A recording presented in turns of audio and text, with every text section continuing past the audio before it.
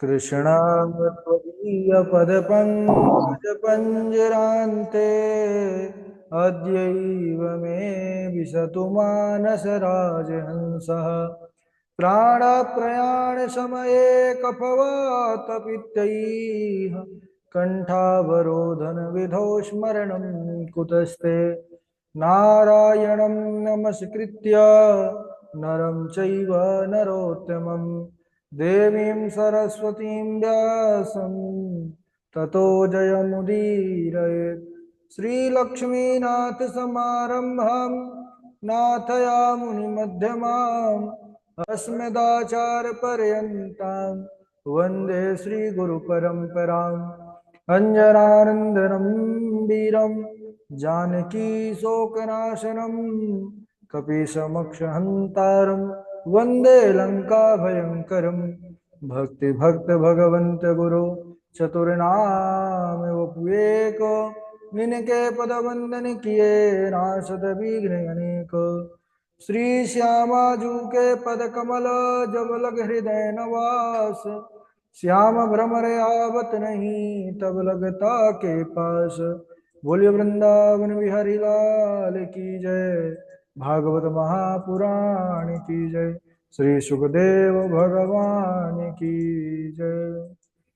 परम मंगलमय परात्पर अखिलेश्वर अचिंत कल्याण गुणगण निधान सर्वेश्वर सर्वाधिपति अकारण करुणा वरुणालय अकारण करुणा कारक सकल जन कल्य शापहार परात्पर पर ब्रह्म सच्चिदानंद स्वरूप परमपिता परमात्मा श्री राधा गोविंद सरकार राधा रमण बाधा हरण श्री बांके बिहारी लाल उनका यह वांगमय शब्दमय विग्रह श्रीमद्भागवत महापुराण।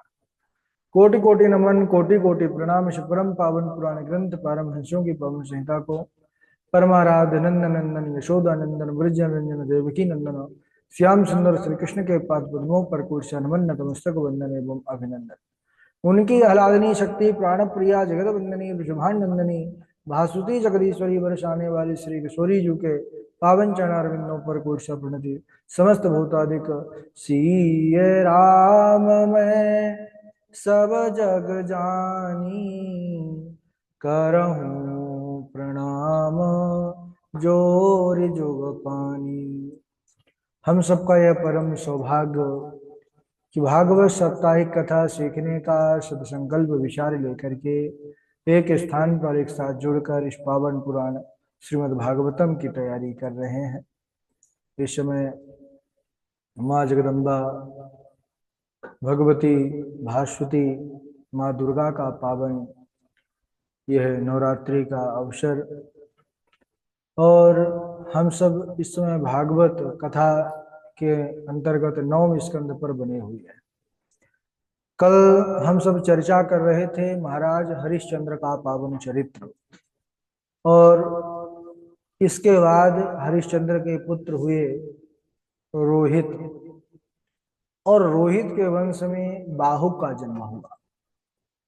यह जो बाहुक थे इन्होंने जब देखा कि सभी चारों ओर से शत्रुओं ने हम पर आक्रमण कर दिया है और यह राज्य अब हम इसकी रक्षा नहीं कर पाएंगे तो वह अपनी पत्नियों के साथ वन को चले आए। वहीं पर रहने लगे। वृद्धावस्था के कारण महाराज बाहुक का देहावसान हो गया और इधर उनकी छोटी रानी वह गर्भवती थी तो वह सती होने जा रही थी। तो एक ऋषि थे और जब औरव नाम के ऋषि को पता चला कि सगर्भा है रानी और वह सती होने जा रही हैं तो वह आए और समझाए उपदेश किए। उनको रोका कि जो अभी आपके पेट पर गर्भ है इसलिए आप सती नहीं हो सकती हैं। आपका कर्तव्य है कि जो शिशु पल रहा है उसको आप सकुशल जन्म दीजिए। अब इधर अन्य रानियों को जब यह पता चला कि यह छोटी गर्भवती है तो उनके प्रति अन्य रानियों के मन में ईर्ष्या उत्पन्न हो गई। वह उनसे जलने लगी तो जलन के मारे उस छोटी रानी के गर्भ को नष्ट करने के लिए उसको मारने के लिए विष दे दिया उसको भोजन पर मिला करके। परंतु गर्भस्थ शिशु पर उस विष का कोई प्रभाव नहीं हुआ क्योंकि भगवान रक्षक थे। समय आने पर वह बालक उत्पन्न हुआ और अपने साथ विष लेकर के जन्म लिया, इसीलिए इसका नाम हुआ गर, यानी होता है विष। तो विष के साथ ही उत्पन्न हुआ, इसलिए इनका नाम पड़ा सगर। यह महाराज सगर बड़े होकर के आगे चल करके चक्रवर्ती सम्राट हुए और इनकी सुमति नाम की पत्नी से 60,000 संतान हुई, 60,000 पुत्र हुए इनके। तो एक बार महाराज सगर अश्वमेघ यज्ञ कर रहे थे, उस समय इंद्र डर करके वह अश्व का घोड़ा चुरा करके ले जाकर और महर्षि कपिल के आश्रम पर उसको बांध दिया। अब इधर जब सगर के 60,000 पुत्र उस अश्व को ढूंढने के लिए निकले, उस घोड़े को ढूंढने के लिए निकले, तो ढूंढते ढूंढते महाराज वह कपिल मुनि के कुटिया तक पहुंचे और कपिल मुनि के आश्रम पर बंधा हुआ जब अश्व देखा तो वह 60,000 पुत्रों ने कपिल उनके सगर के विचार किया कि यह मुनि चोर है और इसने ही हमारा घोड़ा जो है यज्ञ का चुराया है। तो सब उन्हें मारने के लिए शस्त्र लेकर के दौड़े, लेकिन कपिल मुनि वह तो महान तपस्वी, जैसे उन्होंने नेत्र खोला और क्रोध दृष्टि से देखा कि 60 के 60,000 पुत्र जल करके राख हो गए, भस्म हो गए। ये होती है तपस्या का प्रभाव। अब महाराज की जो दूसरी पत्नी थी केसनी, इनसे असमंजस का जन्म हुआ। पहली पत्नी से 60,000 पुत्र, दूसरी पत्नी से एक पुत्र हुए जिनका नाम था असमंजस। अच्छा, ये असमंजस थे, यह जन्मजात योगी थे, इनको संसार से बिल्कुल भी मोह नहीं था। तो संसार को छोड़ने के लिए ये अनोखा एक विचित्र कार्य किए। कैसे? छोटे छोटे बच्चों को कुएं में डाल देते, लोगों के घरों में आग लगा देते। तो ये सब शिकायत जब महाराज सगर के पास गई तो महाराज सगर ने इनको कहा कि तुम जो है हमारे राज्य से बाहर निकल जाओ। अब वो तो यही चाहते थे कि यह घर गृहस्थी संसार छूटे, लेकिन वह तो किसी को मारे नहीं थे, संसार को छोड़ने के लिए उनकी लीला थी। तो जिन पुत्रों को जहां पर कुएं में डाला था, जिनके घरों में आग लगाया था, वो सब एक माया था और उन्होंने अपने तपोबल से उसको पुनः ज्यों का त्यों सब बच्चे वापिस ला दिए और उसके बाद वह वन को चले गए। यही असमंजस के ही पुत्र हुए अंशुमान। तो अंशुमान पितामह सगर की आज्ञा से अश्व का घोड़ा ढूंढने के लिए निकले। ढूंढते ढूंढते वह महर्षि कपिल के आश्रम पर पहुंच गए। महर्षि कपिल के आश्रम पर आए और जब उन्होंने चाचाओं के अस्थियों के समूह को देखा, क्योंकि 60,000 एक साथ भस्म हुए थे, पास में घोड़ा बंधा हुआ देखा, तब उन्होंने कपिल मुनि की स्तुति किया। तो कपिल मुनि प्रसन्न हो गए अंशुमान से, कहने लगे कि बेटा तुम इस घोड़े को ले जाओ, यह घोड़ा तो देवराज इंद्र ने यहाँ पर ला के रखा था, और अपने चाचाओं के उद्धार के लिए गंगा को इस भूतल पर लाने का प्रयास कर।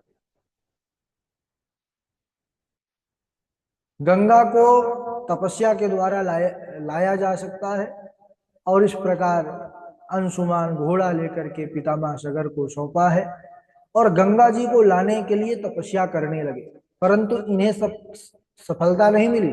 पूरा जीवन तपस्या में चला गया। इनके आगे चल करके हुए दिलीप महाराज। दिलीप ने भी रघुवंश चरितम में इनका बड़ा पावन चरित्र आता है। तो महाराज दिलीप ने भी बहुत तपस्या की, लेकिन इनको भी सफलता नहीं मिली। इनके बाद महाराज भगीरथ हुए। इन्होंने बड़ी घोर तपस्या किया गंगा को इस भूतल पर लाने के लिए, और माँ गंगा इनकी तपस्या से प्रसन्न होकर के प्रकट हो गई। उन्होंने कहा कि मैं तुम्हारी तपस्या से प्रसन्न हूं, मांगो भगीरथ क्या चाहते हो। तो भगीरथ ने कहा महाराज, माँ मैं आपको लेने के लिए आया हूं, आप चलिए और मेरे जो है पूर्वजों का उद्धार कीजिए और जगत का कल्याण कीजिए। माता गंगा ने कहा, ठीक है, मैं तुम्हारे साथ चलने के लिए तैयार हूं, पर मेरे वेग को कौन सहन कर सकता है? मेरा वेग बहुत ज्यादा है। अगर मेरे वेग को कोई नहीं सहन करेगा तो मैं पृथ्वी को फोड़ करके रसातल में चली जाऊंगी।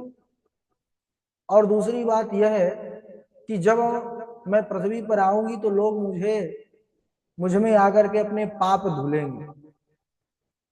सब लोग आकर के, पापी लोग आके पाप का मार्जन मेरे स्नान के द्वारा करेंगे, लेकिन फिर मैं अपने पापों का मार्जन कहाँ करूंगी?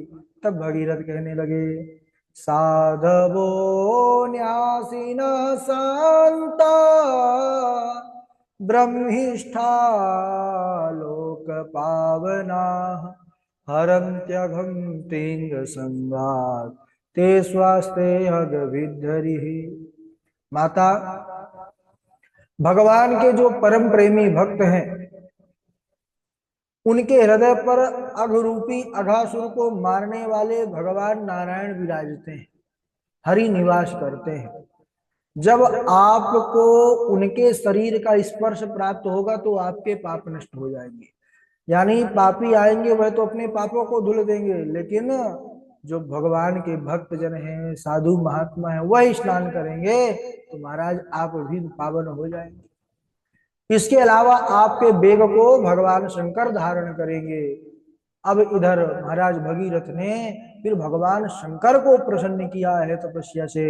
भगवान शंकर ने अपनी विशाल जटाओं को खोल लिया है और पूरा गंगा का जो असह्य अपार वेग था उसको अपनी जटाओं पर समा लिया। गंगा जी कहाँ गई पता ही नहीं चला, सब भोले बाबा की जटाओं में समा गए। भगीरथ ने निवेदन किया कि हे भोले बाबा, संसार के कल्याण के लिए मैंने तपस्या किया है, अब इनको जो है आगे बढ़ने दीजिए। तब भोले बाबा अपनी जटाओं में से एक जटा को निकाले हैं, जिससे सुंदर माँ गंगा की पावन धारा मानसरोवर से गंगोत्री होते हुए भगीरथ जी के पीछे पीछे चलने लगी। अच्छा, भगीरथ इस संसार में, इस पृथ्वी पर इस गंगा को लेकर के आए, इसीलिए इस गंगा का एक नाम है भागीरथी, भगीरथ के कारण। अब जो है भगीरथ के पीछे पीछे गंगा आ रही है। मार्ग में एक ऋषि थे जिनका नाम था जन्हू ऋषि। यह संध्या वंदन कर रहे थे। गंगा जो है अपने विशाल वेग से आ रही थी। महात्मा तपस्या कर रहे थे, रोका, लेकिन गंगा नहीं रुकी। तब जन्हू ऋषि ने महाराज आचमन का जैसे ही नंबर आया तो गंगा को ही पूरा आचमन कर दिया। एक आचमन में पूरी गंगा गायब। भगीरथ जी देखे कि अरे पीछे तो आवाज नहीं आ रही। जब देखे महाराज सूखा पड़ा है। महात्मा जी बैठे थे, समझ गए। उन्होंने प्रार्थना किया कि महाराज जगत के कल्याण के लिए इनको आगे जाने दीजिए। तो फिर उन्होंने अपनी जंघा से प्रकट किया, इसीलिए दूसरा नाम यहाँ से एक और पड़ गया माँ गंगा का, जाह्नवी। और बढ़ती गई। अब इधर आगे महाराज ऋषिकेश हरिद्वार जब पहुंची हैं, वहां पर 7 ऋषि बैठे हुए थे, तपस्या कर रहे थे। मार्ग में विचार किया कि पहले एक बैठे थे तो पान कर गए थे एक आचमन में, यहाँ 7 7 बैठे हैं। तो माँ गंगा ने अपने आप को ही 7 धाराओं में विभक्त कर लिया उन सप्त ऋषियों के लिए। बोलिए माँ गंगा की जय। इस प्रकार वह पावन धारा अनेकों स्थानों को पवित्र करती हुई और गंगा जी गंगा सागर को आई हैं। और वहां पर जैसे ही महाराज सगर के 60,000 जो भस्मीभूत पुत्र थे, उनके राख का स्पर्श हुआ है, अस्थि का स्पर्श हुआ है उस गंगा जल से, तो सब दिव्य रूप, देव रूप धारण करके स्वर्ग को चले गए। तो यह गंगा की महिमा है। सुखदेव भगवान कहते हैं कि परीक्षित, जब गंगा जल से राख, यानी मिट्टी के जो शरीर का जो राख बचता है, अगर वह भी स्पर्श हो जाए तो स्वर्ग की प्राप्ति हो जाती है। तो जो लोग जीवन रहते श्रद्धा पूर्वक इसका सेवन करते हैं, उनके विषय में कहना ही क्या। यहां तक कहा गया है कि गंगा गंगेति यो ब्रूयात योजनानां शतैरपि मुच्यते सर्वपापेभ्यो विष्णुलोकं सगच्छति। जो सैकड़ों योजन दूर से भी, गंगा के सैकड़ों योजन दूर बैठा हो, लेकिन गंगा गंगा गंगा ऐसा करके उच्चारण करता है, तो वह पापों से मुक्त हो जाता है और भगवान को प्राप्त कर लेता है। बोलिए गंगा मैया की जय, भक्तवत्सल भगवान की जय। चलिए आज यहीं तक, क्योंकि अब आगे चल करके बड़ा पावन चरित्र शुरू होगा, श्री राम चरित्र, अद्भुत चरित्र है। तो हम सब प्रभु राघव लाल जी का आगे पहले जन्म का आनंद लेंगे, फिर थोड़ी लीला होने के बाद कन्हैया जी के जन्म का आनंद लेंगे। तो अभी तो काफी कम लोग जुड़ रहे हैं। आज हम बताएंगे कि वक्तव्य कैसे, अब शेष नवरात्रि के जो दिन बचे हैं उसमें सबको वक्तव्य करना है, प्रवचन करना है। पाठ धीरे धीरे बढ़ाएंगे, है ना, कम बढ़ाएंगे, क्योंकि अभी आधे से ज्यादा लोग नवरात्रि पर व्यस्त है ना, तो उनका भी जो है किसी प्रकार की हानि नहीं होना चाहिए।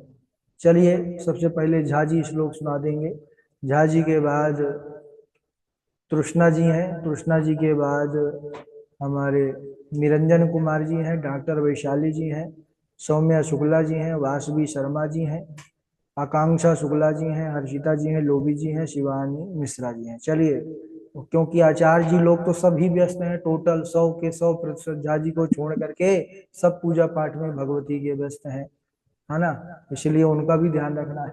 सुनाइए झा जी। राधे राधे गुरु जी। राधे राधे।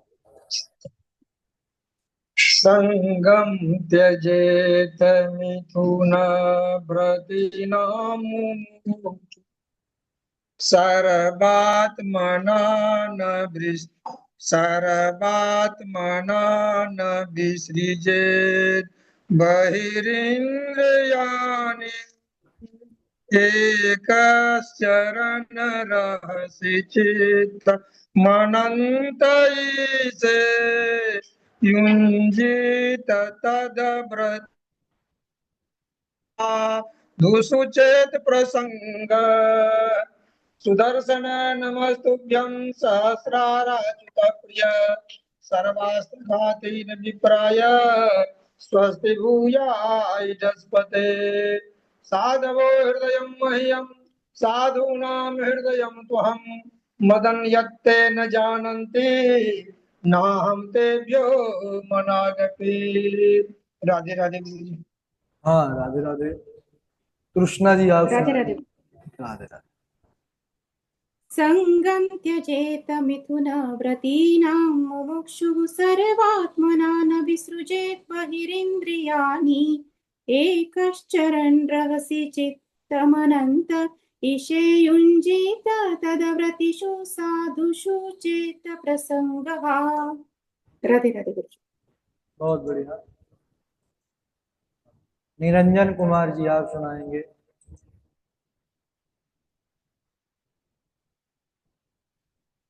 राधे राधे गुरु जी। राधे राधे। आज मैं श्लोक तो नहीं देख पाया हूँ, अच्छा अच्छा। पुराना ही सुनाता हूँ। हाँ पुराना सुना दीजिए कोई।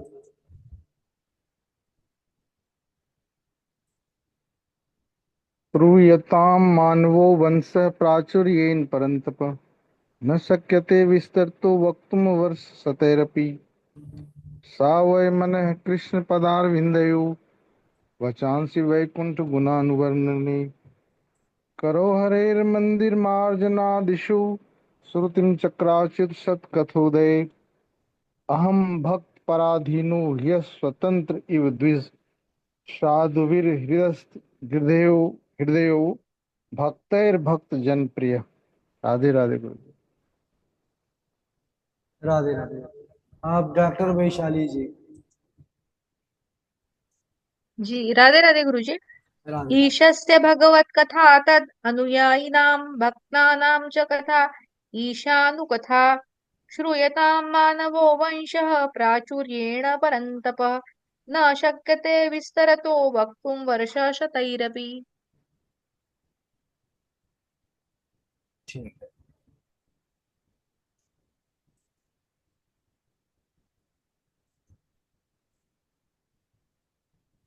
वासवी शर्मा जी,